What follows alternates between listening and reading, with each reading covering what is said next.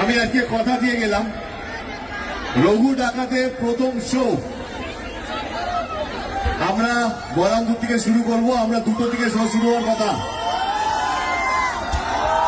রঘু ডাকাতের বাংলার প্রথম শো বহরমপুরে রাত 1:30টার সময় কনফার্ম করে গেলাম।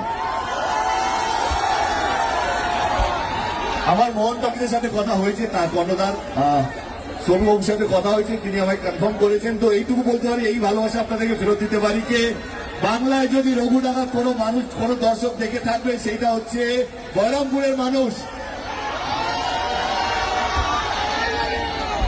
এই ভালোবাসা, এই আশীর্বাদের জন্য অসংখ্য ধন্যবাদ। রঘু ডাকাত এমন একটা ছবি যেটা আমার মনে হয় যে বাংলায় এর আগে হয়নি। এত বড় ক্যানভাস, এত বড় স্কেল, এবং রঘু ডাকাতকে নিয়ে আমরা সবাই পড়েছি ছোটবেলায়। কে ব্রিটিশদের সঙ্গে লড়াই করেছে, নীল বিদ্রোহ। মুর্শিদাবাদেও তার সন্ধান পাওয়া গেছে যে রঘু ডাকাত মুর্শিদাবাদেরও কোথাও একটা থাকতেন, এবং এখানেও মন্দির আছে, কালী মন্দির, যেটা ডাকাতিয়া কালী মন্দির বলে পরিচয়। তো এইটুকু বলবো যে বাংলার ইতিহাসের মধ্যে লুকিয়ে থাকা একজন সুপার হিরো, একজন রবিনহুড, তাকে নিয়ে সিনেমা বানিয়েছি আমরা সবাই মিলে, তার নাম রঘু ডাকাত। এই 25 বা 26 তারিখে ছবিটা রিলিজ হবে।